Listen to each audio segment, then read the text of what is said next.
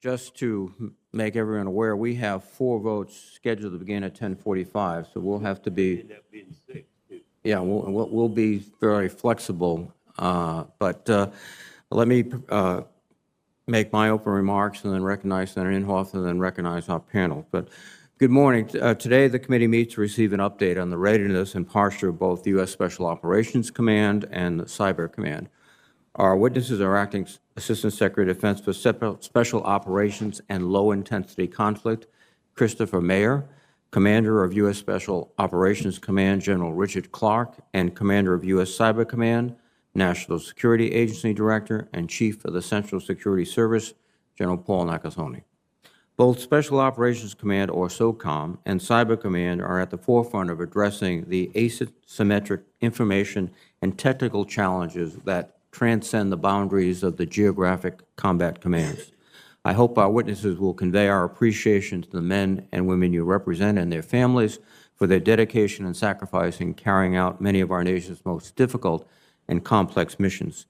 In 1986, when Congress created SOCOM to ensure the readiness of Special Operations Forces, or SOF, it also established the position of the Assistant Secretary of Defense for Special Operations and Low-Intensity Conflict, or ASD SOLIC, to be the service-like secretary tasked with day-to-day advocacy and oversight of SOF. In recent years, Congress has sought to further empower the ASD SOLIC and optimize the partnership with the commander of SOCOM through the annual National Defense Authorization Act. Unfortunately, the Department has not made sufficient progress in implementing these reforms, particularly with respect to hiring appropriate personnel and establishing a strong role for the ASD SOLIC in all decisions relating to the organization, training, equipping, and readiness of SOF. We are pleased Mr. Maier is joining us today as the acting ASD SOLIC and look forward to receiving a nominee so that the Department can have a fully empowered, Senate-confirmed civilian in this important position. Mr. Maier and General Clarke, I hope you will provide your assessment of how this committee can help to ensure that the SOLIC reforms are both fully implemented and effective in their ultimate goal of supporting the SOF enterprise. In recent years, there have been several incidents and allegations of misconduct involving special operators that, as General Clarke has noted, jeopardized the trust placed in SOF. I applaud SOCOM for taking a hard look in the mirror by completing a comprehensive review of SOF culture and ethics last year. Among other things, the review concluded that SOCOM disproportionately focused on SOF employment and mission accomplishment at the expense of training and development of our force. In some cases, this imbalance has set conditions for unacceptable conduct to occur due to a lack of leadership, discipline, and accountability. General Clarke, I am interested in hearing more about the specific actions you have taken to address the findings of the comprehensive review and what more must be done. Turning to Cyber Command, General Nakasone, you've been working to mature the cyber force, ensuring their readiness and overseeing the development of capabilities to conduct defensive, offensive, and supporting intelligence operations. I understand there are positive trends in all these areas, but the threat to our cybersecurity may be advancing at an even faster rate. Indeed, recent disturbing cyber intrusions and attacks, likely conducted by Russia and China, will command attention in today's hearings. In the SolarWinds incident, hackers conducted a sophisticated operation that installed a backdoor and a software update that left approximately 18,000 enterprises vulnerable to exploitation and attacks, including many government agencies and companies that provide essential goods and services. We have recently learned that a Chinese entity exploited multiple previously unknown vulnerabilities in the software running Microsoft Exchange email service, and there are hundreds of thousands of these servers around the world. After Microsoft announced the breach and issued methods to protect it, multiple Chinese government-sponsored hacking groups rushed to compromise thousands of vulnerable servers before they could be patched. A third event that merits attention is the reporting that China attacked the power grid in India during recent physical clashes in the Himalayan border regions. General Nakasone, in the first 2 events, state actors exploited vulnerabilities to steal data. While some may consider this tolerable and expected behavior from a competitor nation, others view the scope and scale of these operations as reckless and a different class that merits a sharp response. And I am interested in your views in this matter. In the matter of China's attack on the Indian power grid, which follows multiple Russian cyber attacks on Ukraine's power grid, there's a sense of growing willingness of adversaries to attack critical infrastructure in any serious confrontation. Again, I'm interested in your perceptions on this matter and if we need to be concerned about our nation's critical infrastructure. I again want to thank the witnesses for their service and willingness to be here today, and I look forward to your testimony. Senator Inhofe, please. Thank you very much, Mr. Chairman. Great statement. Appreciate that, and it's for calling this important hearing to examine our posture of the U.S.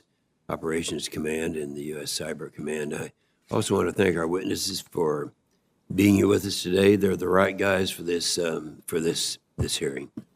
My top priority continues to be ensuring the effective implementation of the National Defense Strategy. We've been talking about that at almost every meeting that we have. It prioritizes competition with China and Russia while maintaining pressure on the global terrorist groups like ISIS. And I'll have some specific questions on that at question time. As I said on the floor on Tuesday, we need to match the budget with the strategy. It takes at least the 3 to 5% real growth in the defense budget above inflation. It doesn't look like we are it's going to be easy to get to that point. We're going to have to keep trying. Military advancements and expanding global ambitions by China and Russia pose new and increasingly complex challenges to our national security. In addition to growing their conventional military capabilities, China and Russia are expanding their use of irregular warfare tactics involving cyber, disinformation, proxy forces, and economic blackmail around the world. They've proven these tactics are effective in places like Ukraine and Syria and the South China Sea, and now they're exporting them to Africa and to the Western Hemisphere, as we discussed before. This reality makes implementation of the Irregular Warfare Annex to the NDS critically important. It also requires that special operations forces are organized, trained, and equipped to compete in this domain warfare. At the same time, ISIS and al-Qaeda have proven resilient and still pose a threat. History has shown us without sustained pressure that threat will grow. I think we all understand that. I understand that President Biden is reviewing the U.S. counterterrorism policy and, according to media reports, has issued interim guidance requiring White House sign off on operation military decisions that were previously delegated to the DOD. And let me be clear, I'd have serious concerns with the decision to return to the Obama-era policies that tied the hands of our military commanders and made it harder to keep pressure on ISIS and al-Qaeda. I expect this committee will be consulted often during the administration's review. I have talked to the president about this, and I believe that's going to happen. Another critical component of implementing the NDS is developing robust capabilities to counter growing threats in cyberspace. And the 2018 cyber strategy provides a roadmap on how we're going to do this. Significant efforts have occurred in recent years across the DoD to implement the strategy and to build the capabilities of Cyber Command and the cyber mission forces. Today, I look forward to our witnesses' testimony and addressing these problems that are out there, and we're going to do all that we can to try to solve that. So appreciate this hearing, and I think we'll all benefit from it. Thank you, Mr. Chairman. Thank you, Senator Inhofe. Mr. Maier, please. So, good morning, Chairman Reed, Ranking Member Inhofe, and distinguished members of the committee. Thank you for the opportunity to testify on our global posture for America's Special Operations Enterprise. I would also like to thank Congress, and especially this committee, for its strong support for the SOF community and its mission. I'm honored to testify alongside General Clarke and General Nakasone, who have dedicated their careers to safeguarding our nation from complex and unconventional threats. I would like to begin by acknowledging the service and sacrifice of our special operations soldiers, sailors, airmen, Marines, and civilians. Although SOF make up only about 3% of the joint force, over the past 2 years, this community has bore over half of all U.S. combat casualties. Many more have sustained life life-altering injuries and suffer psychological trauma. As we look forward, Secretary Austin has outlined his 3 principal priorities for the Department of Defense. Those are defend the nation, take care of our people, and succeed through teamwork. The SOF community will measure ourselves against these priorities. Representing just 2% of the overall DoD budget, SOF play an essential role within the Joint Staff in advancing multiple strategic priorities for the department and the nation. We continue to adapt the unique capabilities and problem-solving expertise of our special operators to the challenge of great power competition with Russia and China, while strengthening the alliances and partnerships that enhance our ability to compete. As we innovate to compete more effectively below the level of armed conflict, we recognize that our counterterrorism operations, while still critical to protecting Americans from the likes of ISIS and al-Qaeda, must become even more sustainable and focused on the most pressing threats to our citizens and interests. Enhancing the readiness and resilience of our SOF warriors and their families remains a top priority. Despite the COVID-19 pandemic, SOF have continued to maintain a high level of operational readiness. We remain focused on and are making progress in easing the strain of high rates of overseas deployments. I look forward to working with you and your staffs as we collectively continue to build the resiliency and culture of this community that has given so much in protecting us for nearly a generation. I also remain concerned about incidents of serious moral and ethical failings within the SOF community, a concern I know General Clarke shares. I commend him and Special Operations Command for leading a comprehensive review of SOF culture and ethics last year. Civilian-military partnership on all of these issues remains a key priority for me and my team. In response to Secretary Austin's challenge to us, we are all also committed to enhancing diversity within the SOF community. As we compete against different and more capable adversaries, a more diverse force empowers us to draw upon broader perspectives, different lived experiences, and new ideas. Finally, we recognize the strong interests of Congress in empowering civilian leadership in the department. We appreciate legislation in the most recent National Defense Authorization Act to codify and strengthen ASD SOLIC's role. It is our collective duty to ensure these reforms meet your intent and serve the interests of the department and the men and women of our SOF community. Mr. Chairman, I would like to conclude by thanking the committee again for its strong support for our Special Operations team. Thank you for the opportunity to testify. I look forward to your questions. Thank you, Mr. Maier. General Clarke, please.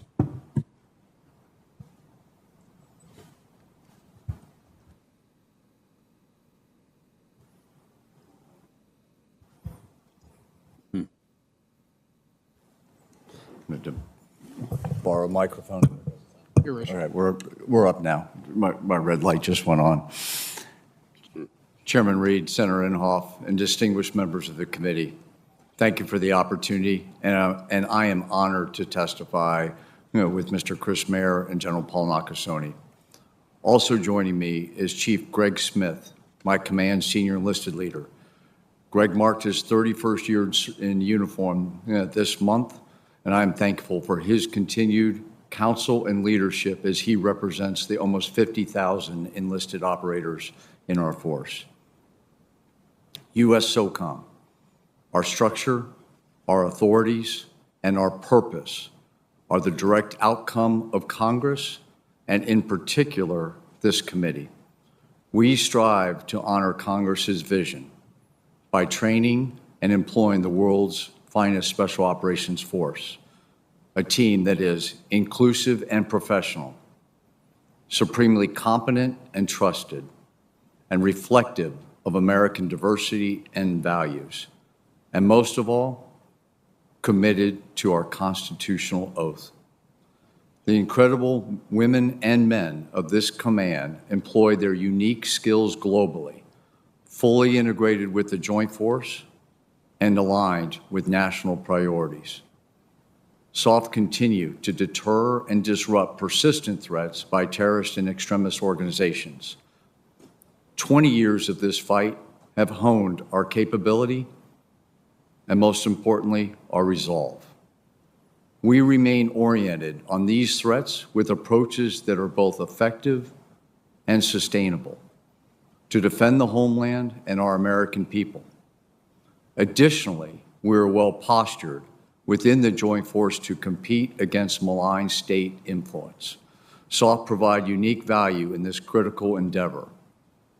Below the level of armed conflict, SOF teams support a wide range of U.S. policy objectives and generate options to counter China, Russia, and other competitors. Often, our activities to counter violent extremist organizations have tangible derivative value to counter terrorist extremist organizations. As SOF forge partnerships and build partner capacity, we gain access, placement, and influence in contested regions. Should future conflicts arise, our modernization priorities will provide interoperable forces that are able to win as part of the joint warfighting concept. Your continued support and the vital trust of the American people allow this command to support the nation now and prepare for the challenge of tomorrow. Today, as we sit here, nearly 5,000 special operators stand vigilant in almost 60 countries. Their commitment to American security and prosperity is inspirational, and their enthusiasm to learn, adapt, and serve is infectious. It is my honor to lead them, and I look forward to answering your questions. Thank you very much, General Clarke. General Nakasone, please. Chairman Reed, Ranking Member Inhofe, and distinguished members of the committee. I'm honored to be here and to testify beside Acting Assistant Secretary Maier and my good friend, General Rich Clarke. I'm joined today by Cybercom's senior enlisted leader, Command Sergeant Major Cheryl Lyon. Entering our Army as an air linguist, Command Sergeant Major Lyon's 30-year career with airborne, special mission, and intelligence and cyber units makes her uniquely qualified to serve as U.S. Cybercom and NSA senior enlisted leader. Over the past year, I emphasized the importance of defending the election against foreign interference. We did this through the Election Security Group, a combined team from U.S. Cyber Command and the National Security Agency. We built on the lessons from earlier operations and honed partnerships with the Federal Bureau of Investigation and the Department of Homeland Security's Cybersecurity and Infrastructure Security Agency, sharing information with those who needed it as fast as possible. We also worked with the National Guard Bureau to create a mechanism that enabled Guard units to share information about incidents quickly, easily, and uniformly. U.S. Cyber Command conducted more than 24 operations to get ahead of foreign threats before they interfered or influenced our elections in 2020. 3 points stand out to me. First, U.S. Cyber Command must be and is able, ready, and willing to act. Second, U.S. Cybercom's partnership with NSA remains the foundation of our success.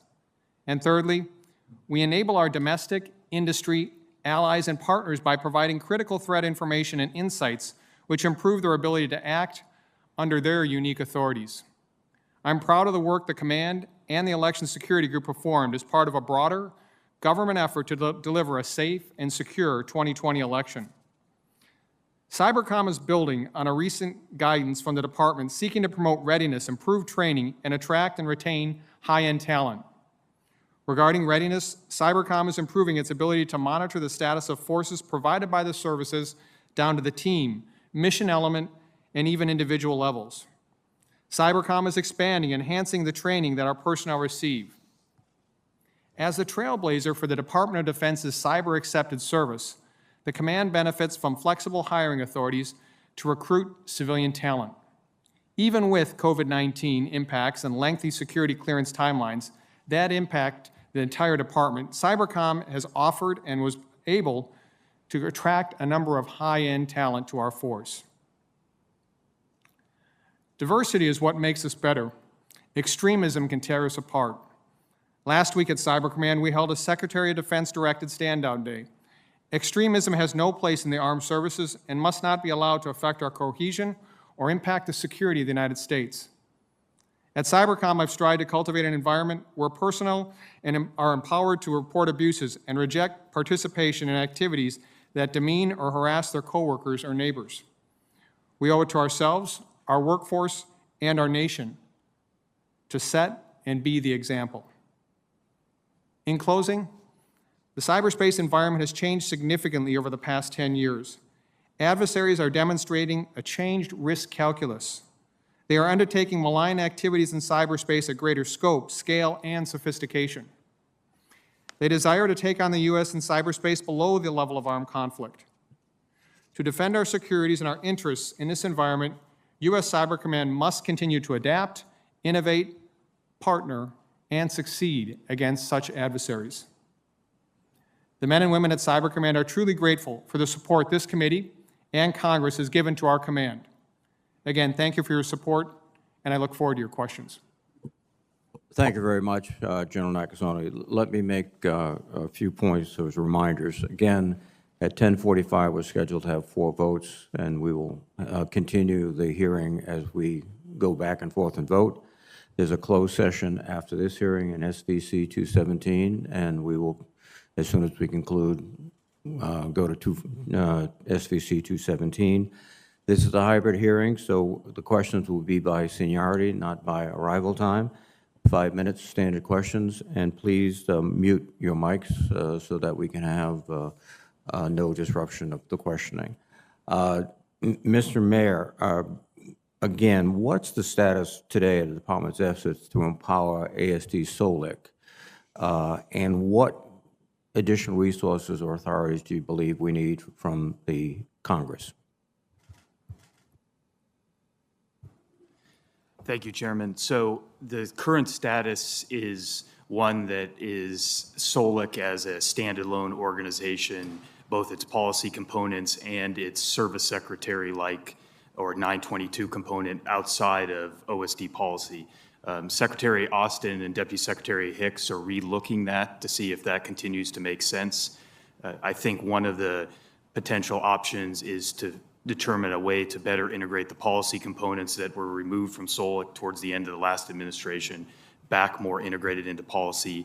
But under no circumstances am I aware of any COAs that are being discussed that would remove the service secretary-like responsibility from remaining a principal staff assistant and a direct report up to the Secretary of Defense. So I think your legislation has been very clear on that point. As to progress to date, we continue to make progress, I think, on building the capability, in many cases in the form of expertise and people, on the components in that administrative chain of command. So the SSO, or a Secretariat for Special Operations, that was explicitly directed in the 21 NDAA is something we built to about 40 people at this point, and includes a cross-section of experts from the budgeting world, the legislative world, the acquisitions world, really the, if you will, the nascent or core group of people that will perform that service secretary-like function. But we are not at the point, Chairman, of irreversible momentum at this point, and we're not at the point of having something that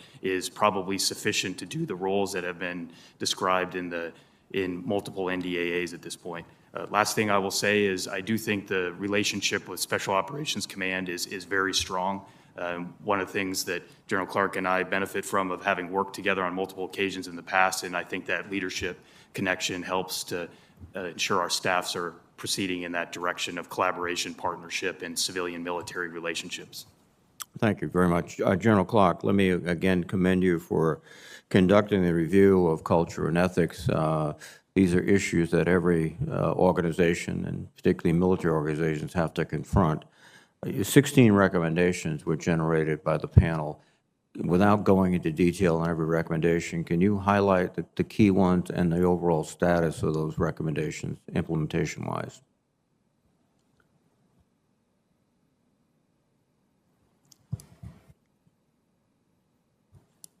Yes, sir, I can, if I can get the mic working. Sir, the primary finding, as you pointed out, was in fact that the focus on overemployment and mission accomplishment led to the detriment in leadership accountability and discipline. To that end, with those 16 recommendations and the findings from that, our focus first was to the overall employment and how many forces were deployed as we looked at and we conducted our own zero baseline review of forces employed.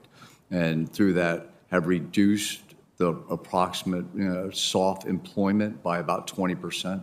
But we also, probably most importantly, has reduced the amount of headquarters that were forward that put leadership forward, therefore you didn't have the leadership that was back during the forced generation, so that the leadership was not engaged and present. The other specific aspects that we have looked at is our training of our forces as they go through the various pipelines, but also our assessments to improve those. But at the end of the day, Senator, it's about engaged leadership to reduce the amount of incidents that SOF has had in the past. Thank you very much, General.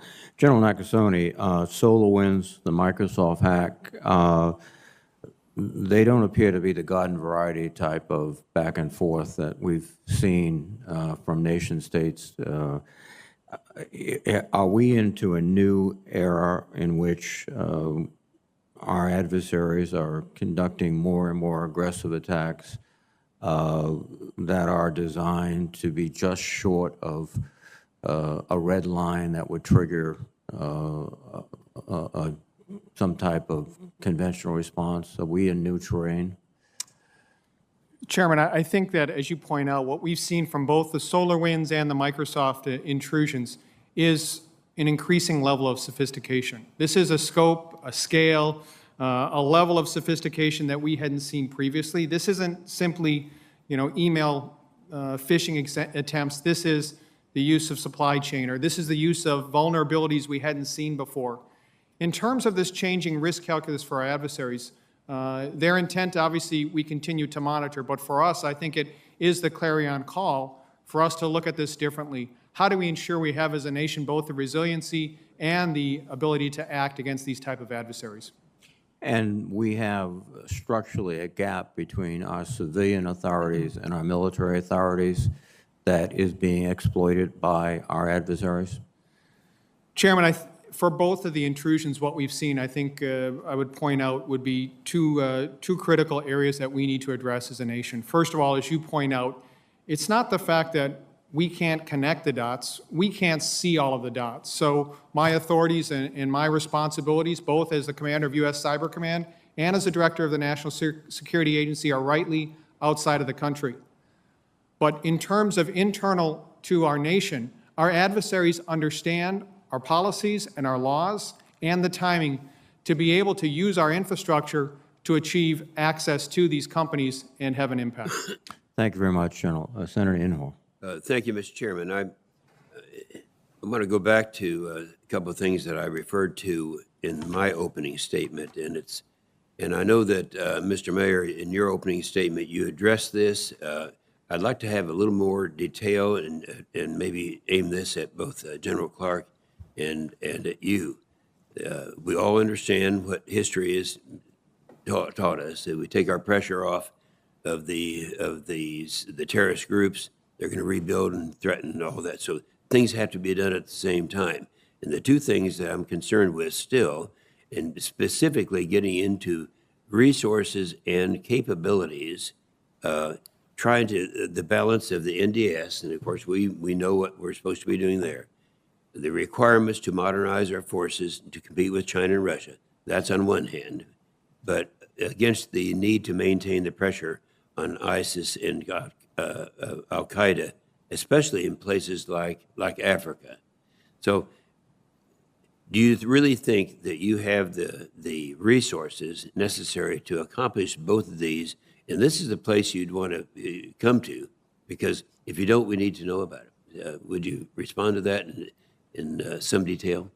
Ranking Member, yes, I very much agree with the idea that we've got to be able to do both. And as I think General Clarke referred to, in some cases we can do both with the same forces, but in a lot of cases we can't. In the case of Somalia, there were, as you know, a lot of changes made over the last few months, including moving forces out. And there's a policy review underway now looking at not only that decision, but how we ultimately posture our forces to ensure we have the right capabilities there and in other places. And I think one of the benefits of the beginning of a new administration is there's a number of posture reviews and a lot of assumptions are underway. And one of the key elements of that is, just as you described, how do we weigh the need to continue to protect the American public, citizens, our interests against the Al-Qaedas and ISIS and their affiliates that are still out there, even as we look to, in some cases, change our capabilities or our posture or our focus towards the peer competitors we face. So this is something that I think I'd be happy to drill down in more specifics as we go issue by issue or place by place. But I think my take on this is the counterterrorism fight is not over. The NDS says that, and I think that's been reinforced in the early reviews coming out of these policy reviews. Okay, now, General Clarke, do you essentially agree with this? Senator, Okay. Okay, well, I think we have a mic problem there, but let me go back. You brought up Somalia. Now, this taking some of our resources out of Somalia, going into Kenya and some other areas, that was actually a policy of the previous administration, and I disagreed with it at that time. And now that we've already done this, Mr. Maier, what is your feeling now? Was that the right move, or was that not the right move? What kind of results are we getting now? So, Chairman, I think we have a review underway right now that's weighing all this. I think Okay. from my perspective, there is probably significant downsides to the pullout from the perspective of cost and effectiveness. But that's my initial look, and this will have to be an interagency look. But that is something that is being looked at both from the counterterrorism perspective and the broader regional objectives we have in the Horn of Africa. Well, I'd like to be in on that because I was pretty outspoken when that decision was made, and I'd like to see how we are doing on that. This is brought up already by the chairman, that Russian solar winds, cyber attack to the Chinese hack in the Microsoft and all that. We know those problems are there. DOD began building a total of 133 CMF teams in 2012 and reached full operational capacity with over 6,200 cyber personnel in May of 2018. General Nakasone, SolarWinds and Microsoft Exchange cyber attacks demonstrate we're vulnerable. We have vulnerabilities out there. What authorities and resources do you need? Again, it's kind of the same question I asked Mr. Maier. What resources do you need to accomplish what we have to accomplish? Because this is the place you go to for resources. Ranking Member, thank you very much for the question. I think, first of all, just taking a step back, we as a nation right now are taking a very hard look at both of these intrusions. I think there are two gaps that are being addressed right now that have to be addressed, and one of them is this idea of information sharing. These attacks took place within the United States, these intrusions, and there are right now legal barriers and disincentives for the private sector to share information with the government. We have a difficulty as a government understanding the totality of the actual intrusion. So that's being worked. And the second piece is, as I'd mentioned to the chairman, we have an inability to see everything. So we, as U.S. Cyber Command or the National Security Agency, may see what is occurring outside of the United States. But when it comes into the United States, our adversaries are moving very quickly. They understand the laws and the policies that we have within our nation. And so they're utilizing our own infrastructure, our own internet service providers to create these intrusions. The resourcing of U.S. Cyber Command right now, to include the 133 teams, has been instrumental in us being able to have an ability to act. And certainly we are looking as a department if further growth is necessary, and we'll come back to the committee if that is a requirement. But I would say the first two pieces, being able to identify and being able to fix those areas, are part of the resiliency of the nation that has to be addressed. Okay, that's very good. My time's expired, but we are interested in, it's a work in progress right now, and you're making headway, I assume. Thank you very much, Mr. Chairman. Thank you, Senator Inhofe. Senator Shaheen, please. Thank you, Mr. Chairman, and thank you to each of our witnesses. General Nakasone, I want to congratulate you on the work that Cyber Command did on the elections in 2020, and your mentioning of the National Guard. The Guard in New Hampshire were very helpful in securing our election there. But as you point out, we still have challenges ahead, and the Defense Intelligence Agency's Defense Intelligence Officer for Cyber, James Sullivan, recently asserted that Russia right now is clearly ahead and the more aggressive and practiced operator in information operations. So how should do we need more authorities to allow Cyber Command to respond to what's happening in Russia? You talked about the gaps between the private sector and the public sector. Do we need cybersecurity czar, someone who is going to work to coordinate the activities on both the defense side and the private sector side? What else do we need to do in order to respond to this threat? Senator, I think there are two pieces that are really important for us to continue to focus on regarding the threat. First of all is, as I mentioned, the resiliency piece. We can have all the capabilities that we want, all the teams that we want, but if there's a hole in the bucket, we're filling water and the water's coming out faster than we can fill it in, there's a problem. And that's the analogy I would use in terms of our resiliency right now. We have to be able to see what's happening in terms of the broad depth of our nation. The other piece is that we should understand what our adversaries are doing. They are no longer just launching their attacks from different parts in the world. They understand that they can come into the United States, use our infrastructure, and there's a blind spot for us not being able to see them. Those are critical pieces. The other piece that I would come back in terms of your information operations question, that's something that both General Clarke and myself have taken on. And I think that you rightly point out that there is work that we have to do here. We have done a tremendous amount in terms of understanding and operating against adversaries to our election. But now we're in the area of great power competition. It's the ability for multiple combatant commands, not just U.S. Cyber Command, but our geographic commands like European Command, Indo-PACOM Command, and U.S. Special Operations Command to harness the abilities that we have collectively against adversaries that are using information against us. So I remember several years ago, we had a discussion in this committee about whether cyber attacks were an act of war and at what point we should consider them an act of war. And we never resolved that discussion. Is that a discussion we should get back to, and should we change policy with respect to cyber attacks on the United States? So that's obviously a policy question that I would leave to the policy experts in the Department of Defense and the administration. In terms of my role in being able to ensure that the nation has capabilities and capacities, what we're focused on is ensuring we understand our adversaries, understand what our adversaries are attempting to do, and having the capabilities and the capacity to be able to get after those adversaries. Thank you. I would argue, Mr. Chairman, that we should revisit that discussion in this committee. General Clarke, there's a lot of debate right now about whether, according to the agreement we made in Afghanistan with the Taliban, we should withdraw our troops by May the 1st. And I have been an opponent of doing that because I question whether we have the capacity right now within the Afghan forces to be able to respond to the Taliban. Can you give us an update on where you think the Afghan security forces are in terms of their ability to respond to the threat?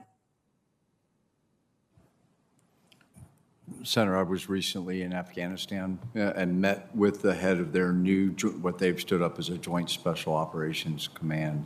While progress has been made, and I found a very dedicated commander in General Aziz, I think the capabilities that the U.S. provides for the Afghans to be able to combat the Taliban and other threats that reside in Afghanistan are critical to their success.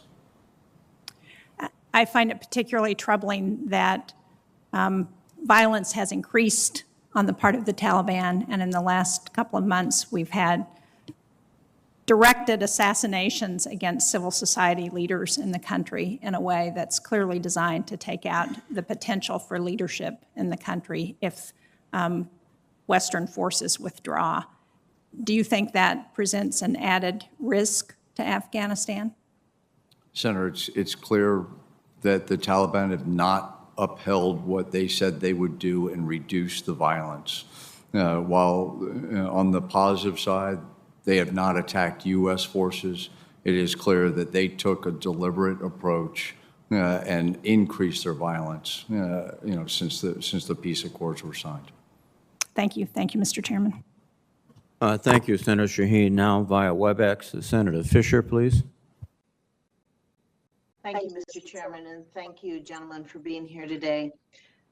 General Nakasone, I recall the 2015 Rose Garden announcement with President Obama and President Xi that a common understanding had been reached to halt China's state-sponsored cyber theft of intellectual property.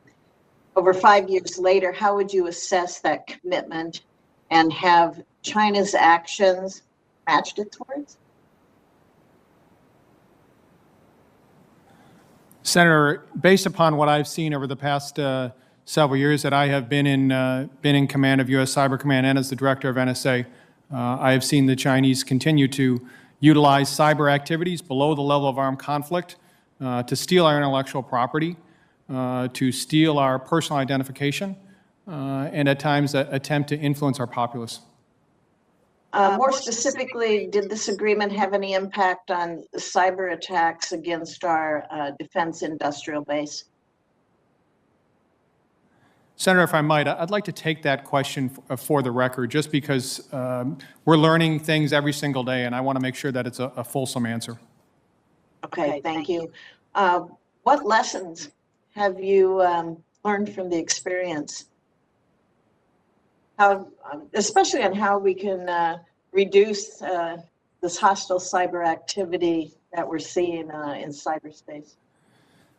So I think the first lesson is that we should all take this as a wake-up call, that this is not business as usual, as the chairman had mentioned. These are adversaries that are operating with increased sophistication, scope, scale, and I mentioned sophistication of what they're doing.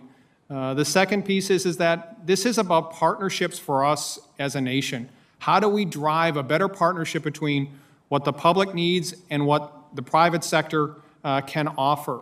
That information sharing that I had mentioned is really critical for us to have success in the future. And then the last piece is that we truly need to look at the ability for us to see ourselves. And right now it's difficult for us to see ourselves because we have adversaries that are coming into our nation and being able to utilize our infrastructure very timely and very effectively against us. Thank you, General. General Clarke, your predecessor testified that, quote, "Our effectiveness over the last 15 years does not necessarily equate to success against near-peer competitors. We also require urgent investments and capabilities necessary for denied battlefields of the future. This includes submersibles, terrain following, avoidance, and all-weather radar, advanced electronic attack capabilities, countermeasures, and precision munitions. We must enhance our effectiveness in partnership with the services," end quote. You agree with that? Senator, I do agree with that. And I'll tell you, since General Thomas, my predecessor, made those remarks, SOCOM has been on that path to, in fact, ensure that we're cementing things in place that will allow our force to modernize for both competition and for future conflict. What progress has SOCOM made in developing these higher-end capabilities? Senator, both team with both academia and with industry. We're making sure first that we're not procuring capabilities that can't be used in a sustainable extremist fight, but can also be used in near peer. And we're focused very highly on next generation ISR mobility and putting a significant amount of effort into data and our networks to ensure that we have precision strike and effects into the future. In light of the priorities that have been laid out in the NDS, how is SOCOM balancing its investments to operate against those near-peer competitors like China and Russia with efforts to fulfill its global counterterrorism requirements?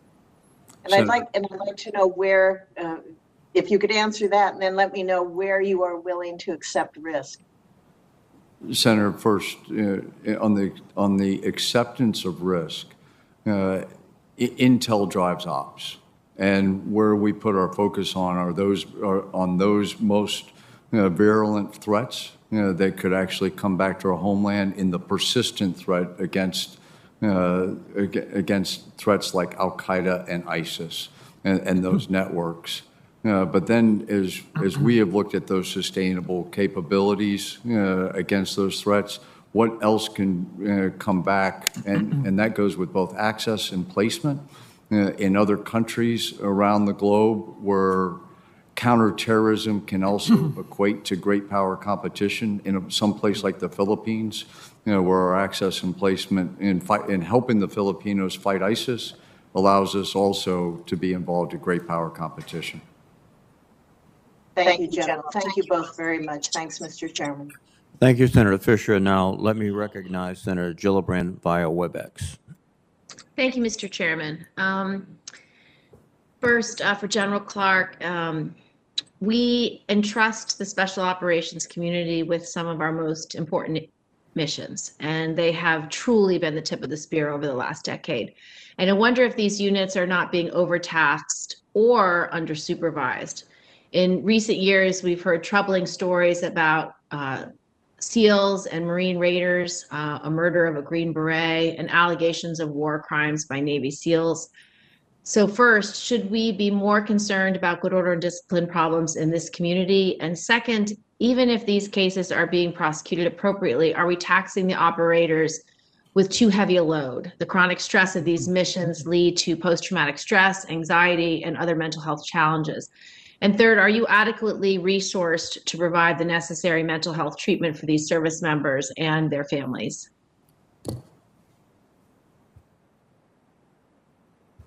Senator, the items that you bring up are exactly why I directed last year a comprehensive review to look at our forces. And while, yes, I do believe that we were over-focused on employment and mission accomplishment, I do believe that through that comprehensive review, we have taken a hard look at ourselves and are making the corrective steps to ensure, I think most importantly, is that we have the engaged leadership present throughout the force at the right time to reduce those incidents from occurring that have been highlighted. I think one specific area that you mentioned, which is important, is in the resources in our preservation of the force and family, which Congress allocates to us. Today, more than 40% of our manpower that is associated with that is actually going to the cognitive and, most important, the psychological efforts to ensure that our special operators and their families are cared for. Thank you. Mr. Maier, as you know, the current Special Operations Force structure is largely derived from counterterrorism and foreign internal defense operations in Iraq, in Afghanistan. Do you think that this structure has created gaps in special operations capabilities to win against global rivals like Russia or China? Senator, I think it has, and I think that's been recognized, and I think that's where we are laser focused on closing that gap. And whether that gap is, as General Clarke alluded to, having higher end capabilities that's more data driven, more technology, more cutting edge, but also at the same time, as has already been highlighted, being able to do our counterterrorism mission in a sustainable fashion and reap some of the benefits of those partnerships that give us, frankly, an asymmetric advantage over our peer adversaries because we do work with so many countries in so many different ways. So this is absolutely something that I think the NDS has highlighted for us and within the SOF enterprise continue to be very focused on. Thank you. General Nakasone, I really appreciate your leadership, and it was great to see you last week. I want to talk a little bit about sort of where we are, because in Feb 2020, when you were at a hearing, you said that we're understanding our adversary better than our adversary understands themselves. Well, obviously, we've just had the SolarWinds hack. Experts estimate that maybe 1,000 software engineers executed that operation. And so what did we get wrong? What do we do? What do we need to do to make sure we don't miss those kinds of assaults in the future? And what do you propose to address long-term concerns? And specifically, we've talked a lot about cyber workforce, about how to make sure we have the best and the brightest working for us so that we don't have intelligence gaps like this in the future. Senator, with regards to our adversaries and understanding them, the comment I was making there was in reference to what we're seeing with their election influence. But I agree with you. We have to understand our adversaries better, particularly given the recent intrusions that are ongoing. Part of understanding our adversaries, though, is being able to see our adversaries. And so, again, if we have a problem where we only see our adversaries when they operate outside of their country, and we don't see them when they operate inside our country, it's very difficult for us to be able to, as I say, connect those dots. That's something that the administration and obviously others are addressing right now. In terms of what we're doing at U.S. Cyber Command, we are very much focused on how do we ensure that our capacity, our capability remains the best in the world. And that gets back to your point on people. What we have learned over the past couple of years, it's that the services bring in incredible talent for us. We are able to see these young soldiers, sailors, airmen, Marines, Coast Guardsmen come into our force, train them, but then our great challenge is how do we retain them? And that is something that certainly I give a lot of attention to every single day. And it's retaining the best of the people that we're able to bring in. Now, we've been able to leverage a number of the authorities that this committee has been able to generate for us. And so that's one of the areas that we're focused on right now. So as we continue to improve being able to see the adversary in its totality, we have the people that are able to apply, obviously, the capacity and capability to defend the nation.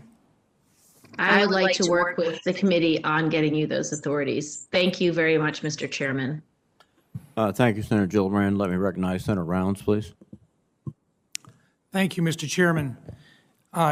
Gentlemen, good morning, and I thank you all for your service to our country, and I'd like to thank your families as well for their sacrifice as you continue that service. General Nakasone, I want to work through this issue a little bit more about whether or not we see our adversaries.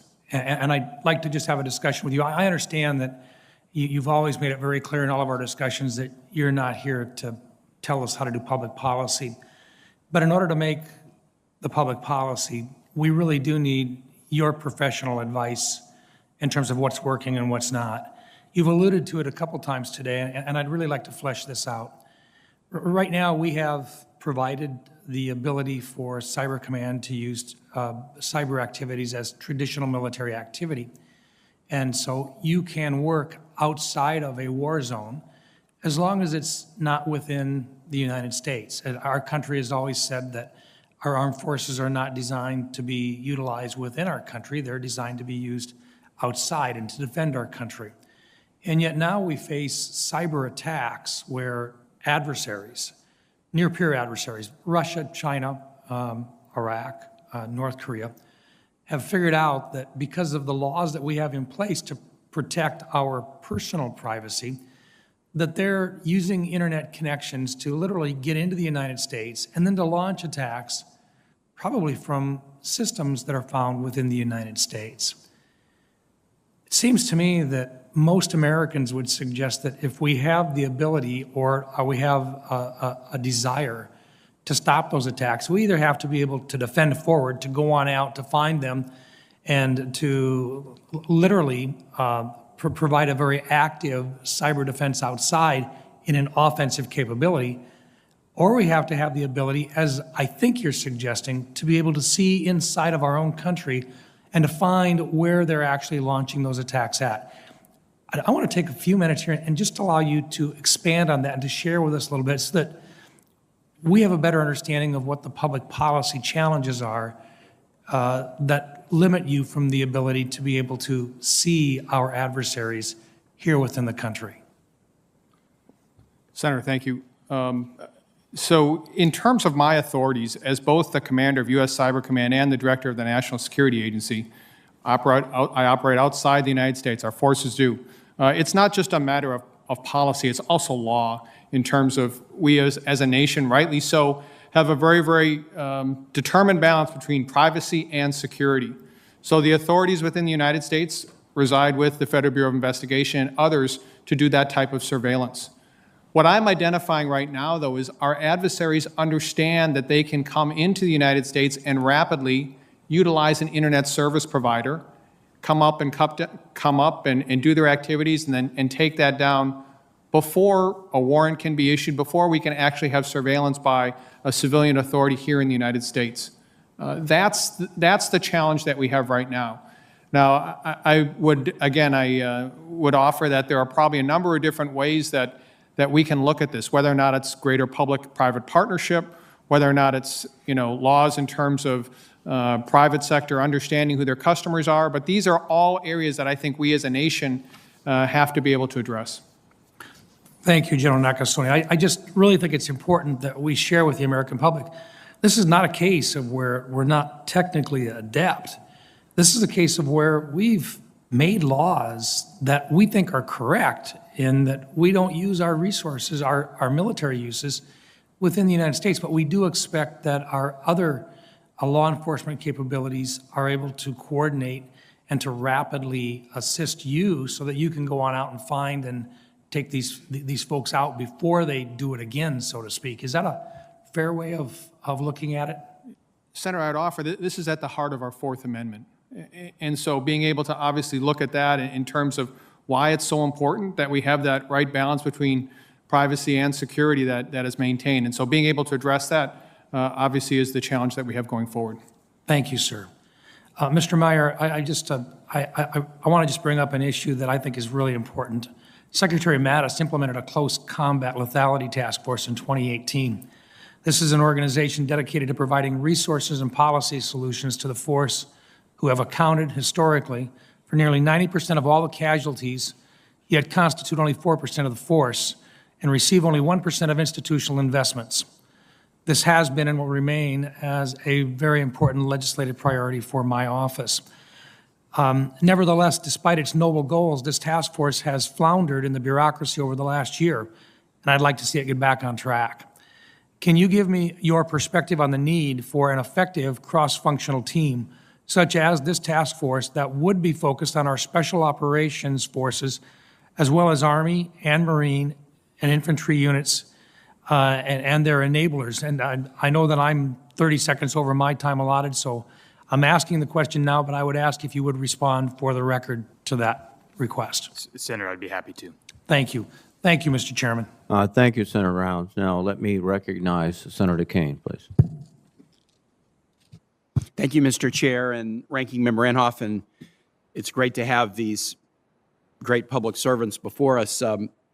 General Nakasone, I'd like to begin with you. First, just congratulations. I just have been so impressed with the work of Cyber Command over my time on this committee, both in the 2018 election cycle and the 2020 election cycle. I think that you have just done a magnificent job, and I just wanted to state that up front.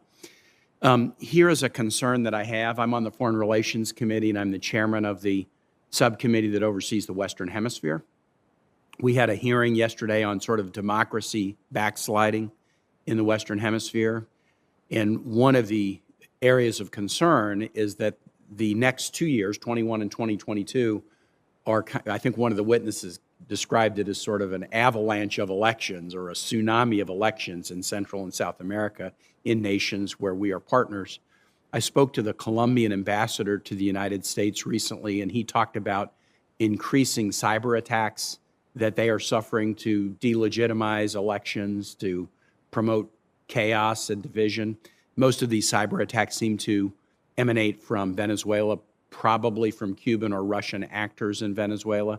And other nations in the region that are allied with the United States are seeing the same thing. The Colombian ambassador to the United States asked if Southcom and Cybercom could be of assistance in this significant wave of elections in the next couple of years. And so I wanted to ask you, we had our posture hearing with Southcom last week.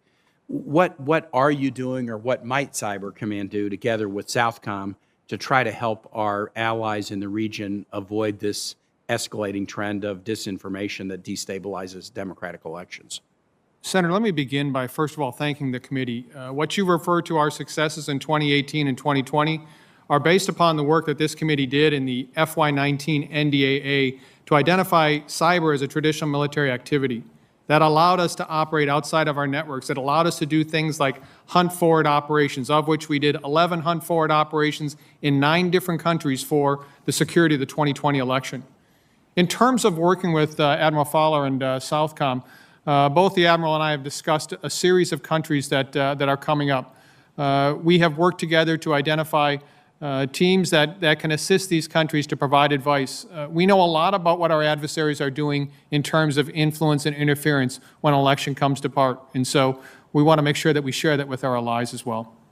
I think the U.S. has played a good role. EUCOM has played a good role with the NATO and European nations with, cyber defense, often centered in Estonia, a great center there of cyber defense, and I hope that we might explore what we can do in the Americas as well. Thank you for that. Senator Shaheen asked some questions about war powers that we have to grapple with, and I'm going to have one question for each of General Nakasone and General Clarke.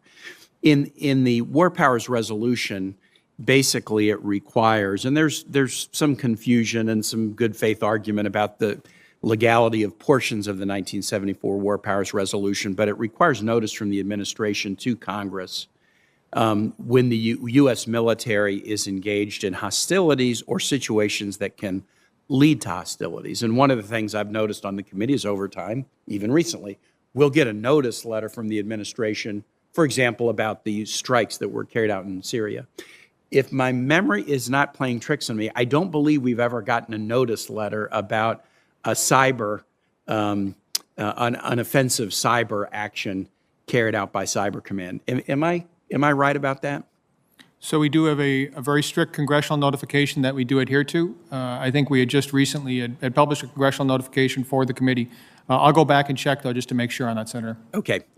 It may be that it goes to some on Intel or other committees and may not go to all the members of this committee, but I would like to explore that.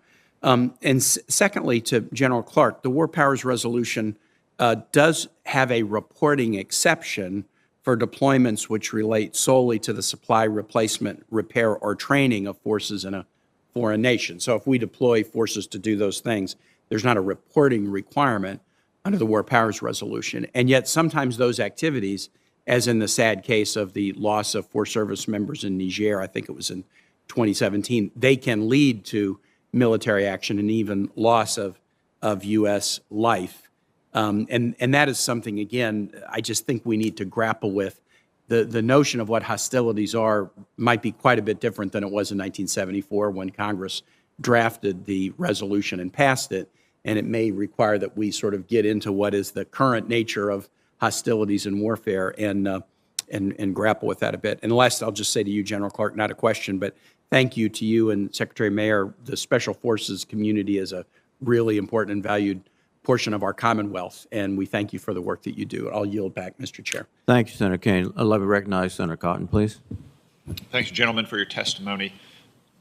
General Clarke, on January 20th, President Biden and his National Security Advisor, Jake Sullivan, issued a directive that withdrew authority to conduct certain military operations outside of Syria, Iraq, and Afghanistan from our combatant commanders and reserved it to the White House itself. Has that affected operations, Special Operations Command, or is that simply affecting our regional geographic combatant commands? Senator, I'm aware of that, of that as it was reported in the open source. I would respectfully submit or request that we talk about it in a closed hearing. Okay. It has been confirmed by the National Security Council on the record, but I understand the hesitation. Maybe I'll ask Mr. Maier, do you know the problem that decision was designed to solve? Because it's not apparent to me what problem was raised by having combatant commanders or their subordinate commands make the decision to conduct military operations outside of Afghanistan, Syria, and Iraq. And let's just get down to brass tacks here. We're talking primarily, I think, Yemen, Somalia, and the African Sahel. So, Senator, I think it's meant to be an initial review of this administration and the use of a series of different actions that, again, we should probably talk about it in closed session. But I think like a lot of the reviews that are underway, already alluded to, everybody on this committee certainly knows about Afghanistan, Somalia, the posture hearings and reviews that are underway. Those are all part of an overall series of looking at what has been done and whether this administration would continue to proceed with those. Okay, we'll discuss it in the closed session. Again, this has been reported and confirmed by the National Security Council. To make a point, I'll relay a story the past president told me. I don't think he'll be offended if I share his thoughts. He said early in his administration, he was doing some reading late one night, and he got a call from an action officer about approving a strike. And his response was, well, what do they expect me to know about it? Don't they have some captain on the ground near this country that has been following this target and knows that this is a bad guy and that we should conduct this strike? And I agree with that sentiment. General Clarke, I have the highest confidence in you and in General McKenzie and Central Command and General Townsend and Africa Command to know whether or not we should smoke a bad guy overseas. And that doesn't need to be decided by civilians at the White House. General Clarke, I want to turn to Special Operations Command and something we discussed in our visit yesterday. And I just want you to elaborate for us on the record here. What specific changes in force design and capabilities do you believe are necessary to attain the force that you need to accomplish your mission going forward? And what do you believe are the most pressing of those needs? Senator, in order for us to compete effectively in the future, and we have to modernize both our precision strike and ISR, we particularly have to look at data and data management so that the most specific requirements are enabled at the tip of the spear where our operators are, so that they can quickly see and sense the battlefield that they may have to be fighting into the time of crisis. And then we also have to have encrypted communications and electronic warfare capabilities so that our forces that could be forward with the joint warfighting capacity reduce the probability for them to be targeted. So we're looking at all these, Senator. I have personally, changed our modernization priorities and restructured some of our funding to modernize those capabilities. Thank you. General Nakasone, in the time we have remaining, I want to ask a question that may seem to be a boring bureaucratic matter to some people watching, but it's an important question this committee has addressed in the past and that the Intelligence Committee has addressed as well. That's the so-called dual hat. In addition to being the commander of the Cyber Command, you're also the director of the National Security Agency. Is that right? Correct, Senator. And that is the so-called dual hat, that you command this military combatant command and also that you run an intelligence agency. What do you think are the positive things that result from wearing that dual hat? Senator, over the past 3 years, what I've learned is being both the commander of U.S. Cyber Command and the National Security Agency is that the ability for myself to operate in both roles provides the nation speed, agility, and flexible responses to adversaries that are increasingly modernizing, getting quicker, and getting more sophisticated. We operate in a domain that changes rapidly, and this change is measured in weeks, perhaps months. Being able to rapidly react to that, as we've been able to prove in such things as securities of elections in 2018 and 2020, is empowered by that relationship. Thank you. Thanks, gentlemen. See you in the closed session. Thank you, Senator Cotton. And let me now recognize Senator King via WebEx. Thank you, Mr. Chairman. General Nakasone, a couple of quick questions about your staffing. Would it help in terms of recruitment and retention if you had the authority as part of this process to forgive student loans? Would that be a factor that you think might be effective in helping to retain and bring on the people that you need? Senator, certainly that would, and the services have that power as they recruit talent for our force. We have utilized it also with our civilian, but that is one mechanism that we get feedback that is very attractive to our workforce. A second specific question. we've had a real backup problem in the past with the security clearance process. Is that improving, or has that been a barrier? I've heard of people that just get so discouraged they move on even though they've been accepted for a position. Senator, it has improved, and it's improved significantly over the past couple years. I applaud the work that's been done by the department to work that. But even with that said, for those that operate at U.S. Cyber Command, it does require a full security investigation. So there are times that there are a fraction of our workforce that takes longer than others. I think that's something we have to continue to work on, because we don't want to lose good people who are making the commitment but can't set their lives aside for a year or more for that process to carry forward. You used the term at one point, to change the subject, you used the term risk calculus. You've used the new authorities very effectively in the elections of 2018 and 2020 in terms of defending forward and engaging with the adversaries in their systems. Has that had a deterrent effect that you've observed? Do you believe that the adversaries are thinking twice about some of one of the things that they may be planning against us because they know of the capacity that you've demonstrated? Senator, I continue to see our adversaries operate rapidly in terms of being able to try to operate below the level of armed conflict. We have effectively gone from being a very static to a very active force. As you referred to, Defend Forward, the department's cyber strategy of 2018, and our instantiation at U.S. Cyber Command of persistent engagement. How do you both enable your partners and act? We continue to do that. We are operating in a space where our adversaries are not going to stop. They are going to continue to look for ways to steal our intellectual property, to steal our identification, and to try to influence our populace. We, at the same time, have to be forward, we have to be operating, and we have to be engaged with our adversaries. And that's what has been my focus over the past couple of years. Well, would you agree that we need to develop a cyber doctrine, if you will, of a declared deterrence? Because, as you say, they're going to continue to do this until they have a risk calculus that tells them that there will be a price to be paid that they are not willing to undertake. So certainly, Senator, the policymakers continue to look at this type of doctrine, and I know that's being worked.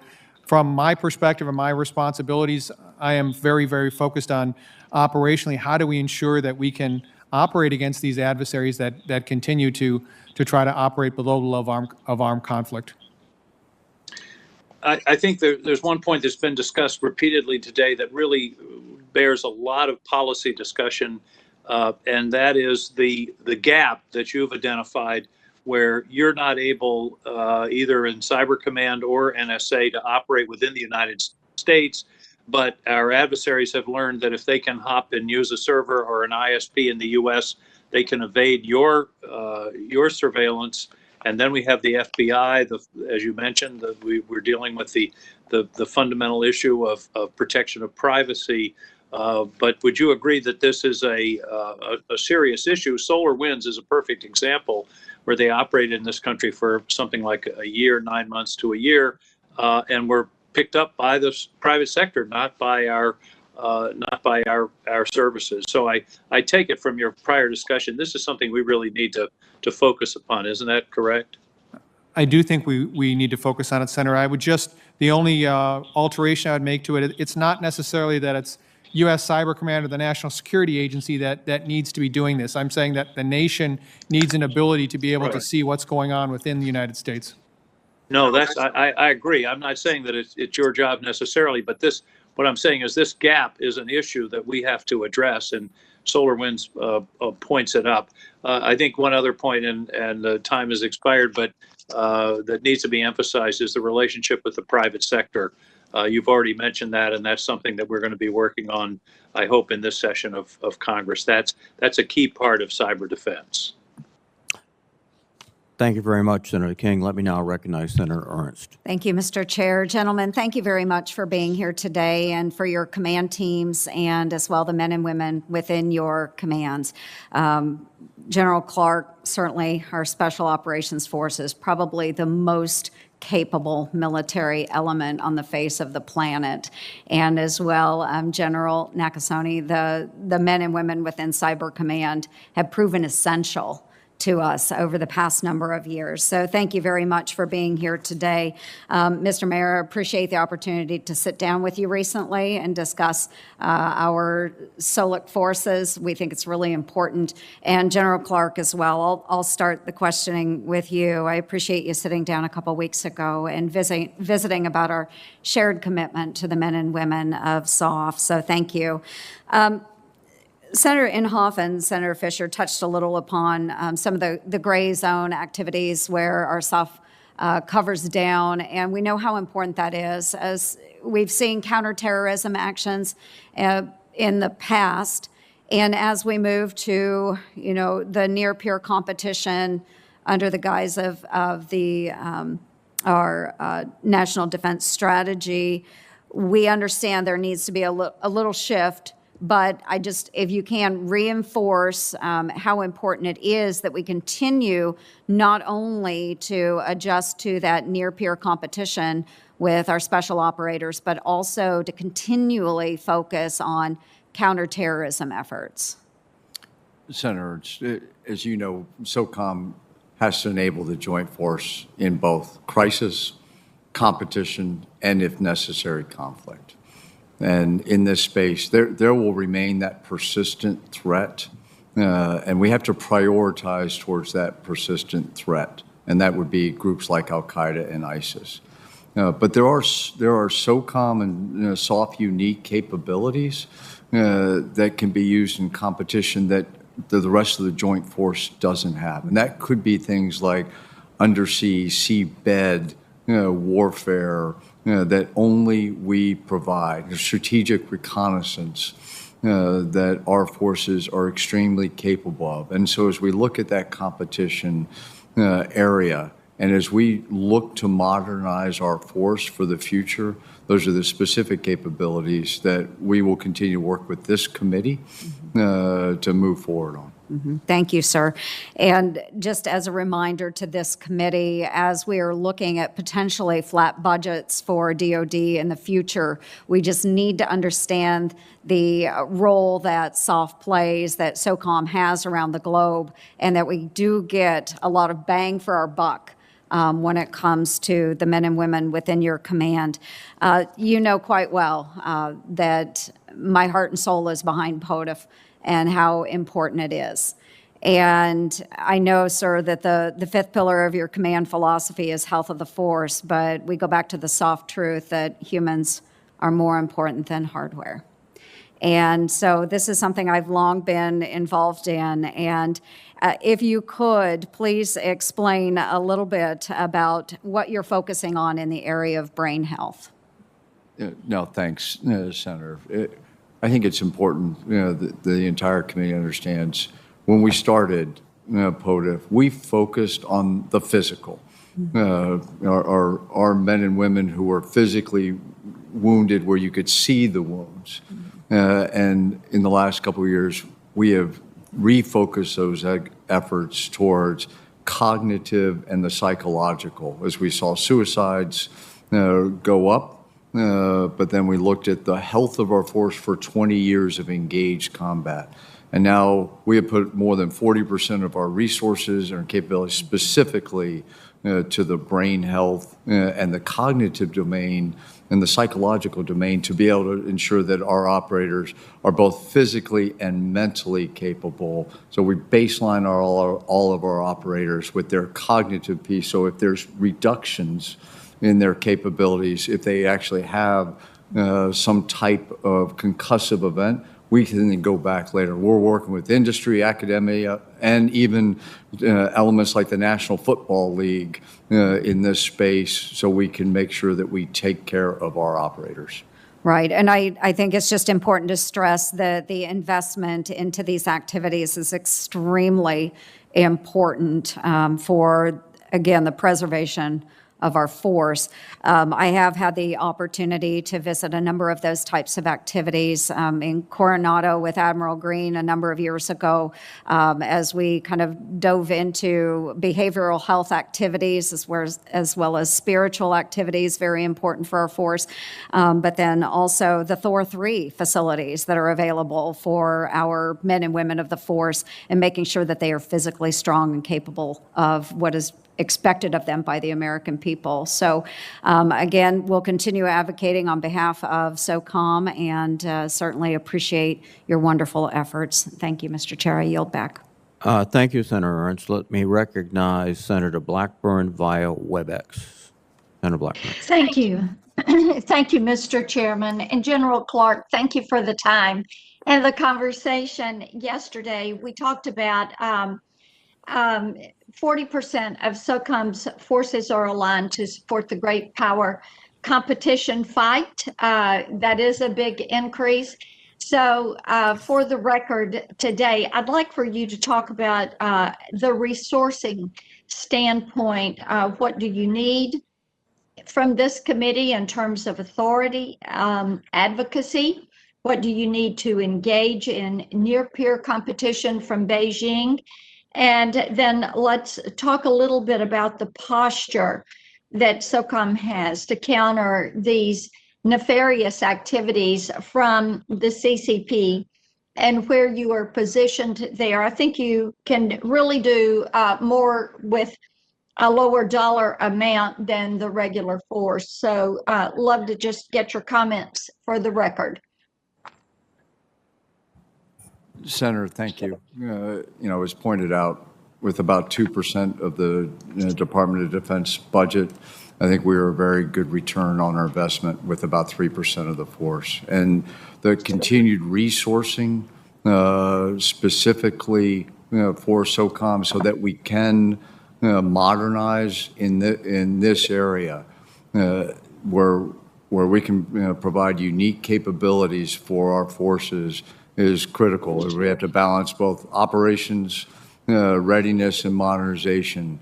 The continued support of this committee remains critical. As we look at, you specifically asked about our employment and our capacity at 40%. That is exactly right. We've in fact adjusted our forces to a sustainable presence against the persistent terrorist threats, while at the same time rebalancing those forces across the globe, as some of our competitors are now global threats and not necessarily specific to Europe or Indo-PACOM. And so we continue to look where our forces are located across the globe so they can counter those specific threats. And then the last thing I would hit in this area is the specific authority for our forces conduct unconventional warfare in this space. While I can take specific points in closed session, that authority that allows us to work with partner forces to increase both the resistance and resilience, working in the information space is absolutely critical. So, Senator, thank you.